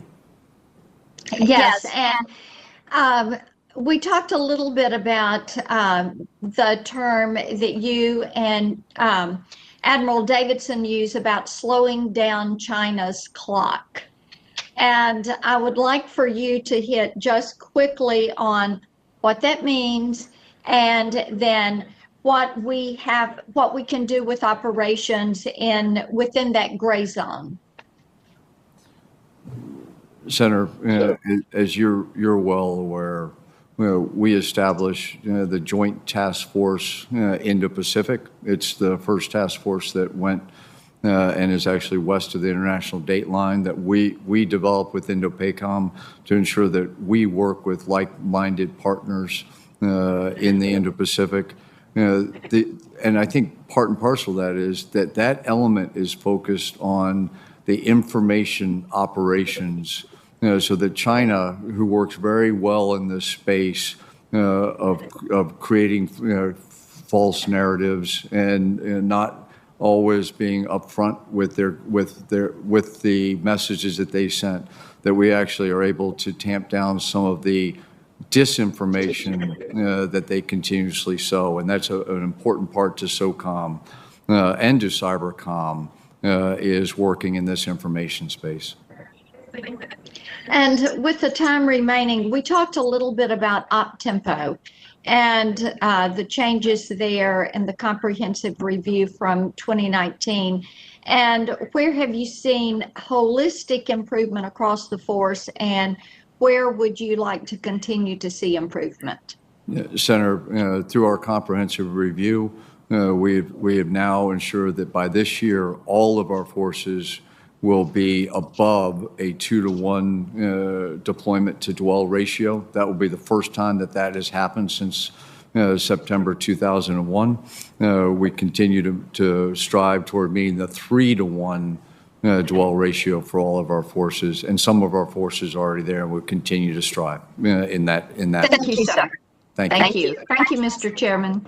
Thank you very much, Senator Blackburn. Before I recognize Senator Hawley, I will depart for the vote. Senator Inhofe will preside, and I'll return, and we will switch off. Senator Hawley, please. Thank you, Mr. Chairman.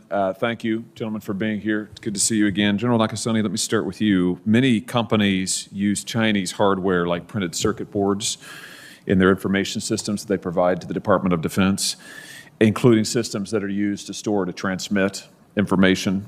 At the same time, DoD and others have warned that the Chinese government might be able to tamper with these Chinese-made products in order to create cyber vulnerabilities that they can exploit and use against us.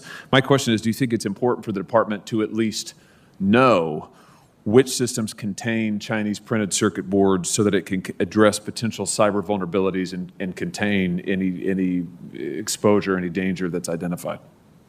Senator, in light of the recent SolarWinds intrusion, I think this is, as you point out, an area that we as a department continue to look at very hard. There are procedures and processes that the department utilizes to verify this, but I agree that this is an area that we have to obviously shine a light on in the future. Good. And do you agree that further steps would be useful in order to identify vulnerabilities here and as you just said, shine a light on this? So, Senator, I'm a person that every single day is worried about the vulnerabilities that our adversaries might exploit. So you can well imagine that this is an area that I have a great deal of focus on right now. Good. Well, I look forward to working with you on that. General Clarke, let me come to you. The Baltic nations have spent some years honing their ability to conduct irregular warfare in the event that Moscow attempts to seize a Baltic territory so that it won't be able to hold it. It's become a key part of their deterrent strategy, as you know, in the Baltic region. What I'm wondering, why I'm asking about this is, do you think that the Baltic model could be applied in Taiwan? In other words, would helping Taiwan improve its irregular warfare capabilities help it deter potential Chinese aggression? Senator, bottom line, yes. We have worked closely with the Baltics. I have met with every Baltic SOF commander personally, and we have been engaged in the Baltics for a long time. But we also, and I can talk more specifically in closed hearing, we remain close with capabilities for Taiwan. Do you think that it would be helpful to us, and should we be prioritizing helping Taiwan develop its irregular warfare capabilities? Yes, Senator, I do think we should help them. Let me, still with you, General Clarke, but switching topics. President Obama's former acting special representative for Afghanistan and Pakistan recently wrote that, I'm quoting now, for the long term, the United States will need a counterterrorism capability in that region that doesn't depend on a permanent U.S. military presence in Afghanistan, which I completely agree with. My question is, what options has SOCOM provided to the Secretary to allow us to achieve counterterrorism objectives in Afghanistan without a permanent military presence in country? Senator, we will always provide options. As you well know, Al-Qaeda and ISIS are not just in Afghanistan, but they are a global threat. And we will always provide the Secretary and the Department to the National command authority with options, so that if there is a threat, that we can actually deter or actually disrupt or defeat that threat.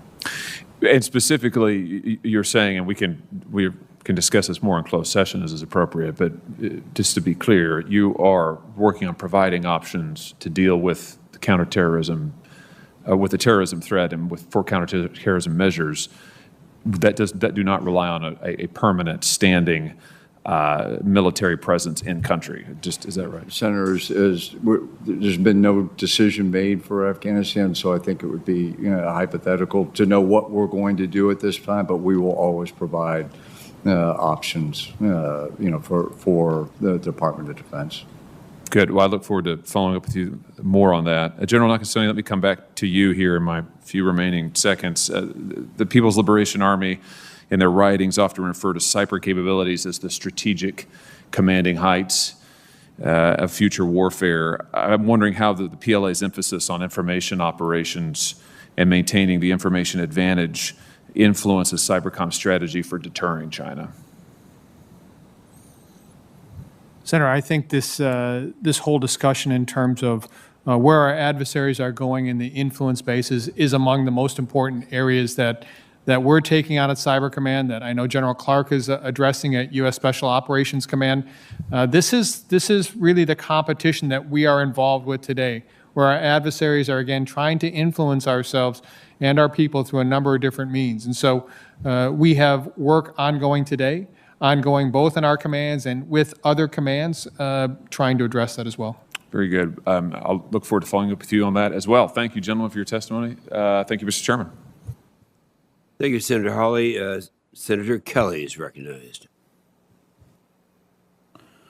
Thank you, Senator. I understand that in January of 2020, 9 combatant commanders, including you, General Clarke, sent a letter to the Director of National Intelligence requesting more assistance from the intelligence community in being able to publicly illuminate malign influence and coercive activities by China and Russia. So to all the witnesses, starting with General Clarke, what, if anything, has been done in response to this request from the 9 combatant commanders? Senator, from that request, SOCOM, with the other combatant commanders, continues to look specifically in the information space and where we can best affect to provide capacity against our adversaries. And I think that specific memo led to some concurrent requirements being lifted for the department. And in your view, would the illumination of these malign activities help to dissuade or deter China and Russia? Senator, at this point in time, I cannot point to specific deterrence or detraction of that. I will tell you we continue to look, but I think it's most important that we continue to develop the capacity required to work in the information space. General Nakasone? Senator, to your second point there, I think it's a really important question. In terms of what our adversaries are doing today, our most effective response is being able to respond to what they're doing. And we have a number of different ways upon which we respond. Sometimes we respond through other means of the power in our government, whether or not it be diplomatic or sanctions or other ways. But I think it begins with the idea that we're in competition right now, and our adversaries are operating below the level of armed conflict in a matter of trying to influence us. But in downgrading the classification of this intelligence, is that helpful in meeting the goal of dissuading more aggressive action from China or Russia? I think we have to think broader than that, Senator. I think that it's more than just writing to release or perhaps even downgrading. It's, as General Clarke alluded to, there are other means upon which we gather intelligence these days. How do we take the best tools, the best techniques, not only from our government, but also from the private sector, to look at what's occurring and being able to shine that spotlight? I think a lot of times we look and just say, hey, we'll simply go ahead and downgrade intelligence and provide that rapidly. Sometimes the better answer is, okay, where are the other streams of information? How can we use that most effectively with an audience? Well, thank you, General. And to Mr. Maier, so Section 1202 of the fiscal year 2018 NDAA sought to provide a new tool to counter these challenges by authorizing the Secretary of Defense to provide support to regular forces, irregular forces, and individuals who are supporting U.S. Special Forces, but that irregular warfare operation part. Last year's NDAA raised the annual cap on funding for this authority from $10 to $15 million. So, Mr. Maier, how would you characterize the demand for this authority across the geographic combatant commands? So, Senator, that's, I think, a very important tool we have that we haven't yet talked about in the great power competition. The demand is high. It takes some time, as you can understand, to build those partnerships to be able to operate in that partnership-driven approach. We view this very much as the successful 127 ECHO or the 1208 program, where there's a crawl, walk, run element to it. And I think that started very small, and as the progress and, in many respects, the high return on investment in terms of dollars and deployments and dwell and impact started to become apparent to the GCCs. It became more and more in demand. We see a similar model for 1202, sir. Thank you. I yield back. Thank you. What's the next one? Say it again. Okay. Thank you, Senator Kelly. Senator Sullivan. Mr. Chairman, gentlemen, good to see you again. Thanks for all your work. General, let me start with you, General Clarke. How are you feeling with regard to the resources that you have for your no-fail mission? You have a lot of no-fail missions, but your counter-WMD mission that SOCOM was a couple of years ago, given that mission as well. It's not like you didn't have a lot of missions on your plate. That's a big one. A number of us, myself in particular, were concerned that the Special Operations Command does a lot of things right, really well, but being given the lead on that one was a whole nother area that's really, really important, but also needs resources. And are you resourced enough for that mission? That is a mission that, of course, there's no doubt you can't fail on. Senator, the bottom line is we do have sufficient resources to do that. The resources from STRATCOM that had that coordinating authority for CWMD were moved from STRATCOM over to SOCOM.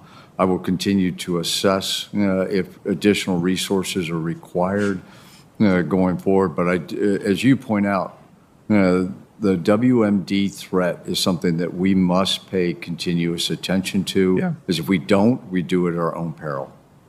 And as I know you know, and you and I have discussed this, we're reorienting. I think it's the appropriate orientation for our military and national security to great power competition with China as a rising threat. But the WMD threat continues regardless of great power competition, and that could be from violent extremist organizations, which clearly want to get their hands on that. It can be from North Korea, who's a well-known proliferator, Pakistan. Are there any areas in particular that you're focused on as it relates to counter-WMD that's not in the headlines, but we should be sure we're focused on here as well? Senator, one thing that we put some strong recommendations for is that's ensuring that our joint force is actually trained to work in a contested environment so that our adversary is well aware that they will be denied the benefit of use of these capabilities. And that deterrent principle, I think, is critical. As you and I discussed yesterday, there are those that would like to wish this problem away, right? But we don't think we can, and we have to be prepared for its potential use. Let me ask another issue, which I think this committee is very focused on. You know, the SOCOM enterprise, our special operations forces have been very focused appropriately post 9/11 in the Middle East. They've done a great job, heroic job. Many have lost their lives in their service to their country. How are we starting to transition from the focus there, which we still need to do, but we need to also start focusing on China and the Asia Pacific and the Indo-PACOM region? Are we doing enough there? Do we have enough experience with special operators? It's a very different battlefield, as you know. It's probably less kill and capture and more gray zone operations. What's your thinking on that, General? Senator, this is going back to the future for SOF. Many of our forces were regionally aligned prior to 9/11 that had both the cultural and language understandings.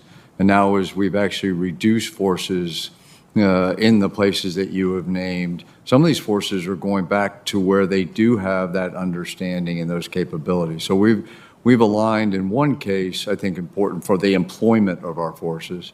But I think the second and really key aspect from a SOCOM perspective is that we have actually reallocated our budget for the modernization towards the capabilities that are required. So I've adjusted 14% of my budget in modernization towards great power competition for those unique soft capabilities.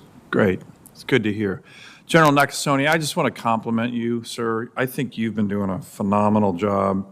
You probably don't get complimented enough because you can't talk about what you do. But in my own experience here, I'm just starting my second term in the Senate. There was a hearing that I really remember in 2015, 2016.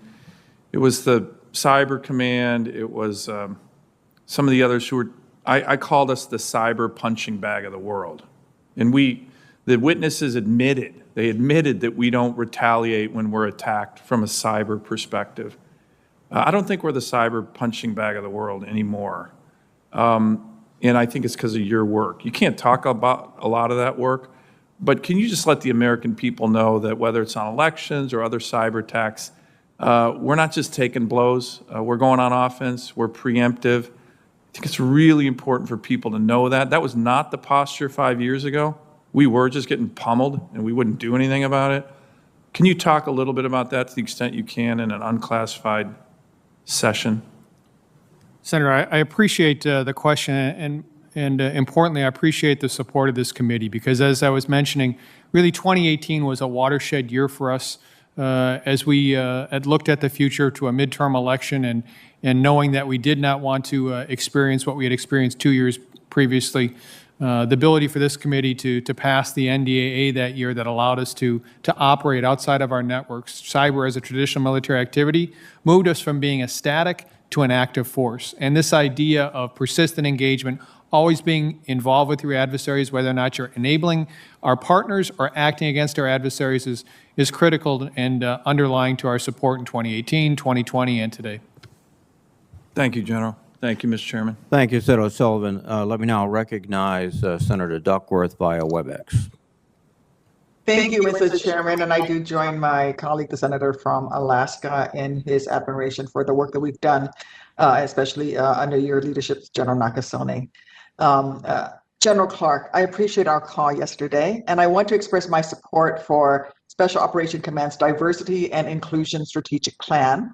As we discussed on our call, bringing more people from diverse backgrounds into the Special Operations community will make it stronger.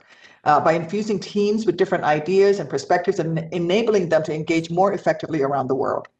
I agree with you that greater diversity in the Special Operations community is an operational imperative. That's why I sponsored the ELITE Act in last year's NDAA to identify and remove barriers to underrepresented groups' participation in elite communities of the armed forces.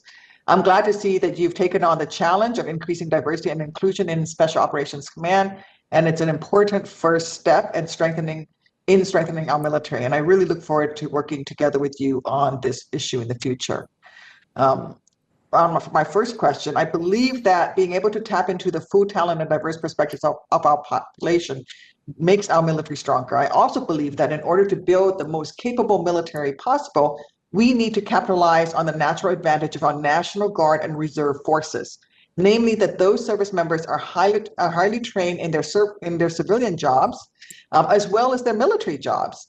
If we view this as a strength, we can benefit from the expertise that our guardsmen and reservists bring from civilian life, especially in fields that require advanced technical skills like cyber, General Nakasone, can you please describe how the National Guard and reservists, like members of the Illinois National Guard who are currently working with the 176th Cyber Protection Team, are contributing to your mission at U.S. Cyber Command? Senator, thank you, and thank you for the question. The 176th Cyber Protection Team is a team well known to us at U.S. Cyber Command. They mobilized, came on active duty, and did a tremendous job in protecting our infrastructure, the actual capabilities upon which we utilize every single day to engage our adversaries. Led by, Major Jamie Marlock, who is the Cyber Protection Team leader. And really, it starts at the top with the Illinois National Guard Adjutant General, Brigadier General Neely, who has been instrumental in being out front, being very supportive of our efforts, and I think key to your point, attracting those that leave active duty service and continue to want to serve. And so the 176th is a great exemplar of our partnership with the Guard. Thank you. And how will increasing National Guard and Reserve components participation in cyber operations improve our national readiness and capacity to combat cyber attacks? And how can Congress support this effort to increase the reserve forces participation in our cyber activities? Senator, if I might use just an example, and I would say it's from the state of Connecticut, as we were operating with the Connecticut National Guard in the early fall of 2020. On the 2nd of September, Connecticut faced a ransomware attack on their public school systems. Operating with the Connecticut National Guard, they provided us information via a capability that we called a Cyber 9 line. That's utilizing a common ID card, being able to obviously share that in unclassified with us back at U.S. Cyber Command. We could use the power that we have at U.S. Cyber Command at the National Security Agency to look at this malware and to rapidly provide assistance. But at the end of the day, it was the Connecticut National Guard that did the work. And, taking an ability to look at a situation where your school has been shut down because of ransomware, and then in a matter of days being able to bring that back up, I think that shows the power of the Guard and the power of the partnership between the private and the public sector. Thank you. When I think of complex cyber missions, I do think in particular about the challenges that U.S. Transportation Command faces in securing its network and safeguarding sensitive information about our troops, our capabilities and our postures and movement plans, while also working with numerous commercial partners, whether it is ocean-going or within the aviation community. General Nakasone, please describe your current work with U.S. Transportation Command and explain why it's important that Congress fully resource and support this and future initiatives like it. Transportation Command is really a unique capability for our nation. It provides us global logistics. We're perhaps the only nation that can do that so readily and so well. And so under General Lyons' leadership at U.S. Transportation Command, he approached us and said, hey, we operate primarily off of the private sector with unclassified networks. How can you help?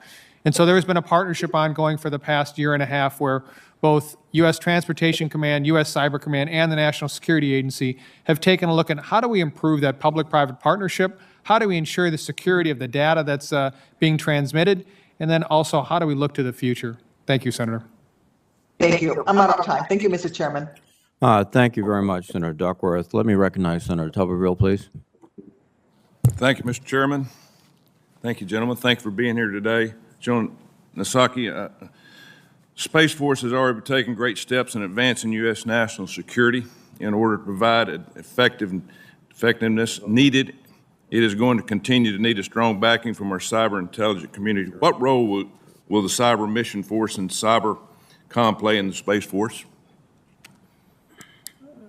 Senator, it's been an early and active role already. General Dickinson has been out to U.S. Cyber Command to talk about how do we secure the networks upon which he operates? How do we work, obviously, as we take a look at our overhead constellation? What are the threats that U.S. Spacecom is going to approach in the future? And so we have been actively engaged with him over a period of several months to identify those. Thank you. General Clarke, Section 922 of the 2017 NDAA, which was signed into law by President Obama, made clear that the administrative chain of command for the Special Operations community runs from the President to the Secretary of Defense to ASD Solic and then to you. the SOCOM commander. Prior to conducting congressional engagements, do you obtain approval from ASDA SOLIC?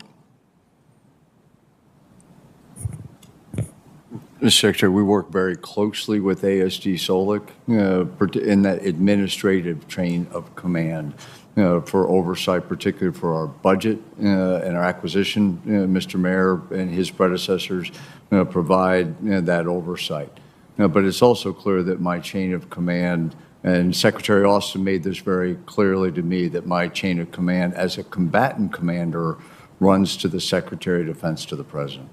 Yeah, thank you. And that's kind of my next question. Do you support the implementation of the law and specifically ASD SOLIC's absolute control over administrative matters such as legislative engagements, budgetary, resource decisions, acquisitions, public affairs, personnel, legal accountability, and other related authorities held by the traditional military service?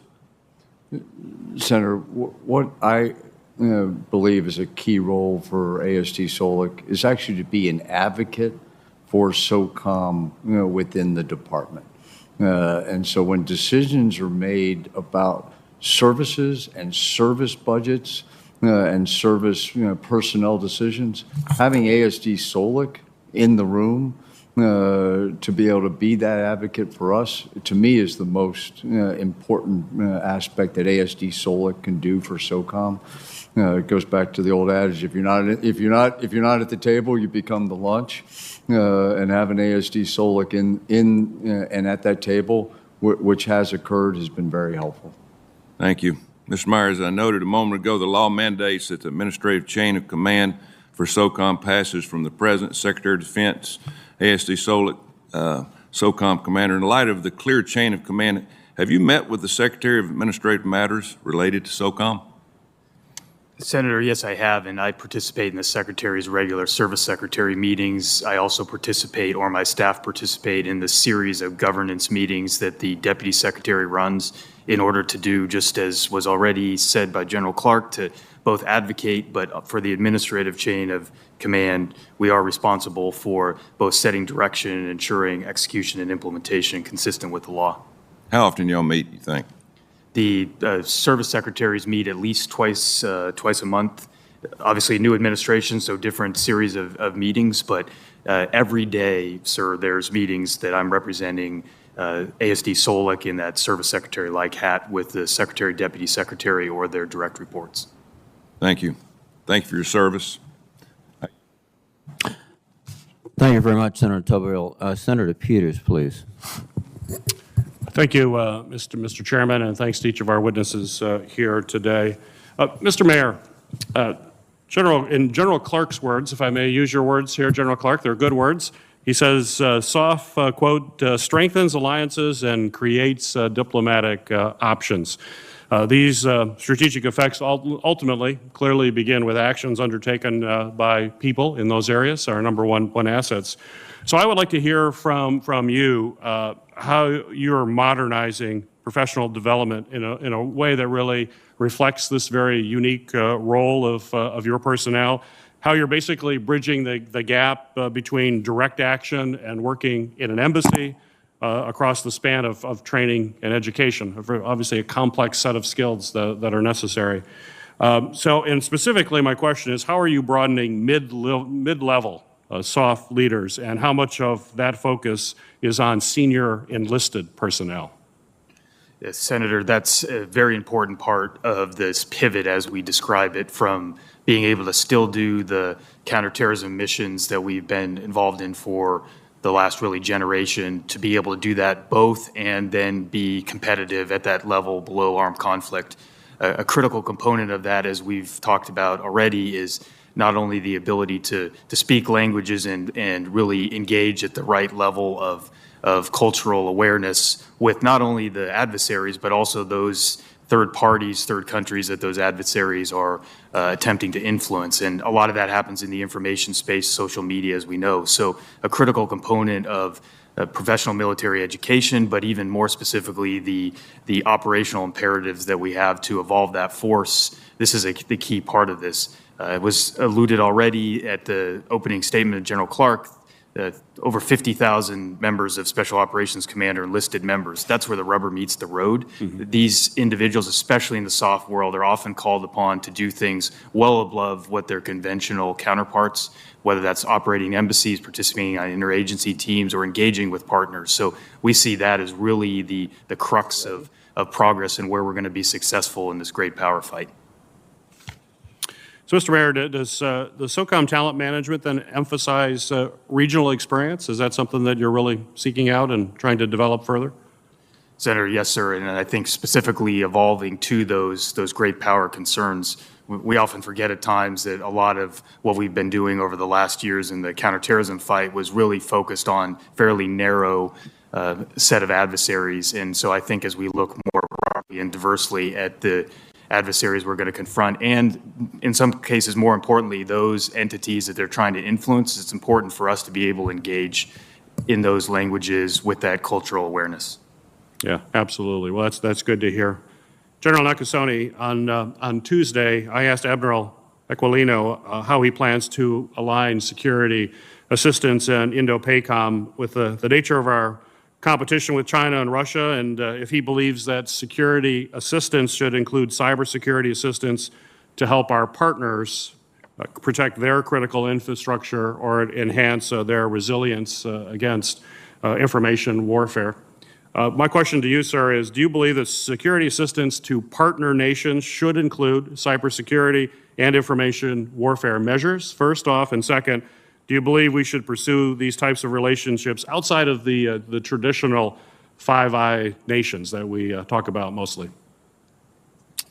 Senator, I believe that in terms of the theater engagement that you discussed right there, our most effective means is to begin with the discussion with the combatant commander. So if confirmed, we'll look forward to obviously working very closely with Admiral Aquilino. I do take your point on the idea of a broader partnership. We do need broader partnerships. We have tremendous relationships with our Five Eyes. It's a critical capability that we have as a nation, but we are also looking at how do we expand those partnerships to bring a degree of competitive advantage against our adversaries in the future. Great. Thank you. Thank you, Mr. Chairman. Thank you, Senator Peters. Senator Blumenthal, please. Thank you, Mr. Chairman. Thank you for your service, all three of our witnesses today. General Nakasone, I appreciated our discussion before this hearing about the contributions of the National Guard in Connecticut, and you were mentioning them in your testimony.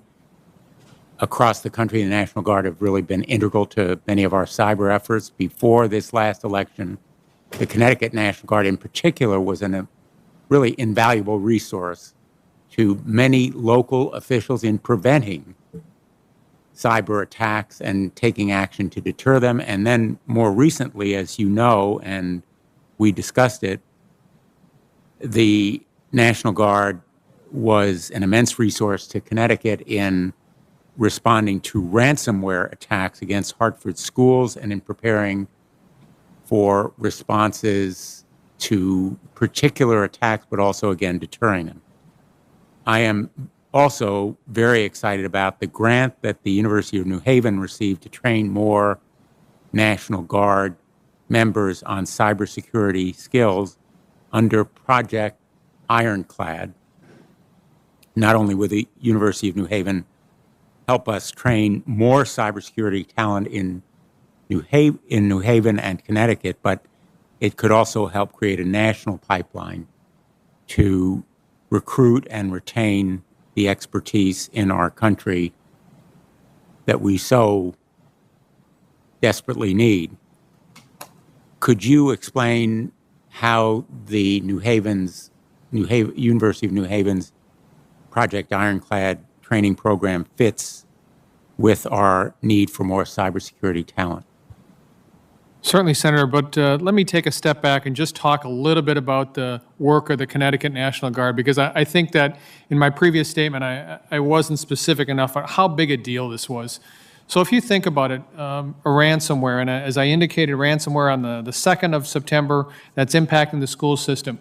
But it's also impacting fire and police and emergency medical services.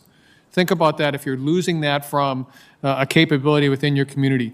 Connecticut National Guard, 24 hours, working with us at U.S. Cyber Command, the National Security Agency, utilizing a capability called the Cyber 9 line, where they're able to leverage our expertise back at Fort Meade, and then being able to deal with the problem. This is the Connecticut National Guard, though, that's solving the problem.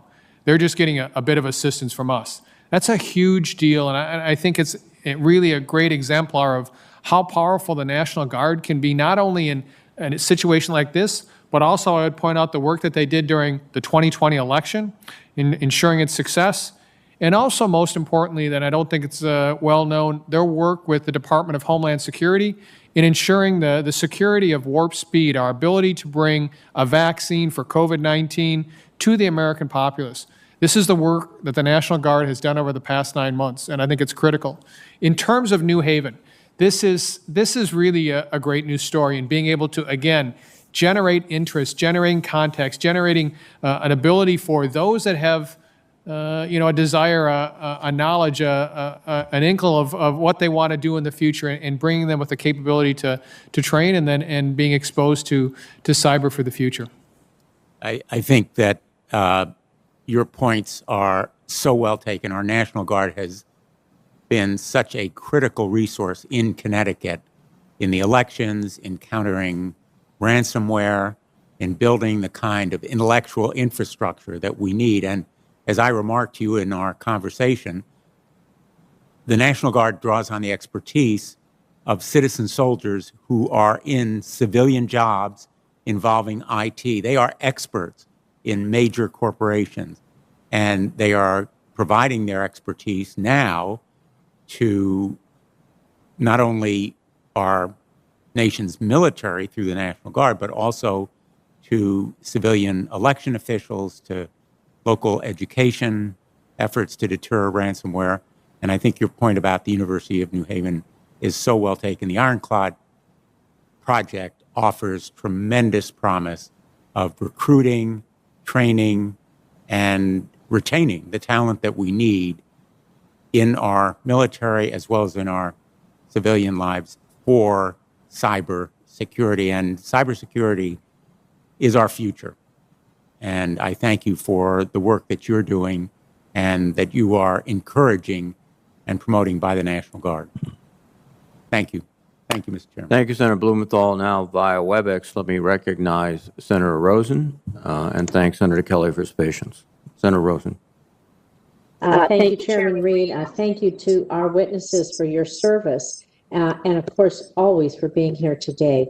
You know, as a former computer programmer, I am interested in learning how DoD's cyber strategy can really strengthen our nation's ability to withstand and respond to cyber attacks. And I'd also like to recognize today the role that Nellis Air Force Base plays in supporting SOCOM mission in the battlefield. It's really, really important, and I'm proud of our men and women there at Nellis Air Force Base. But I want to talk about information warfare. Despite unprecedented level of foreign influence campaigns, we know they're targeting the United States and other democracies. We lack a clear strategy to combat information warfare.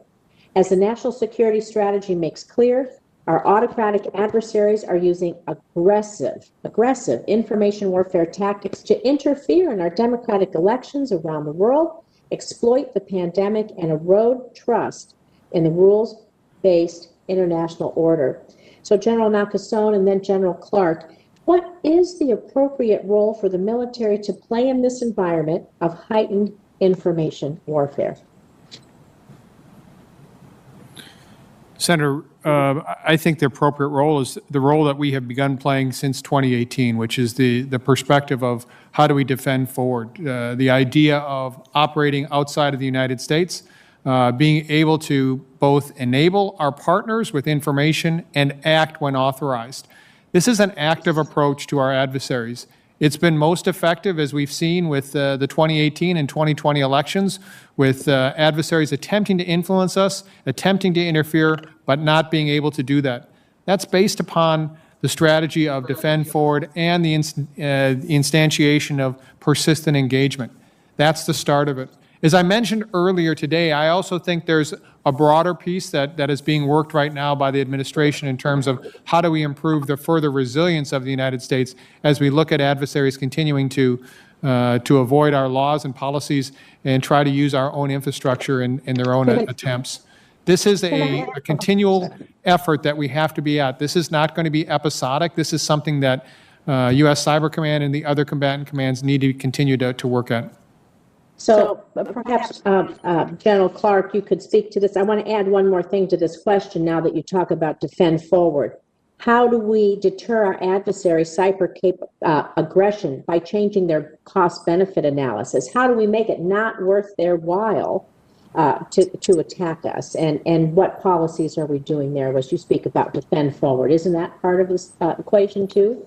Senator, you raise a great point in this. Number one, I think we have to work closely with our Department of State and other agencies in this space. Number two is that while General Nakasone talks about Forces Forward, which I agree with, we also have SOCOM Forces Forward that are absolutely MISO professionals that work closely with the embassies and with foreign partners.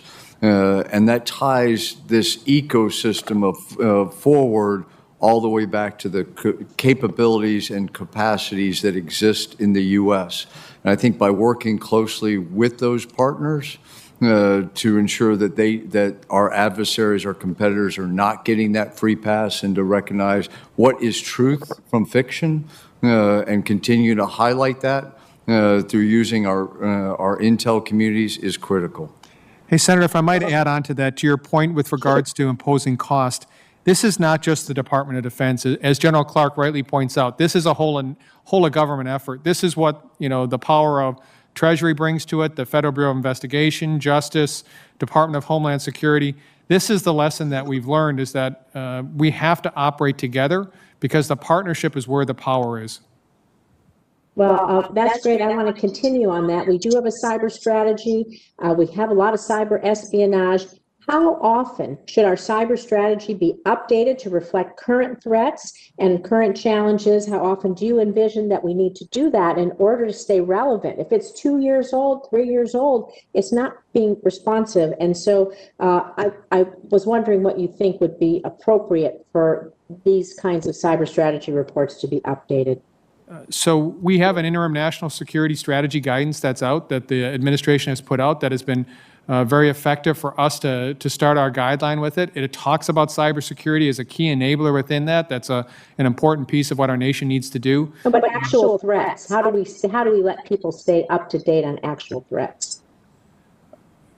Obviously, that's through the continuing dialogue in terms of what our intelligence community is talking about, obviously what our government's talking about, and also really important what the private sector is talking about, because they're seeing so many of these threats, Senator. Thank you. I believe my time has expired, Mr. Chair. Thank you very much, Senator Rosen. Gentlemen, thank you for your service to the nation, and thank you for your testimony today.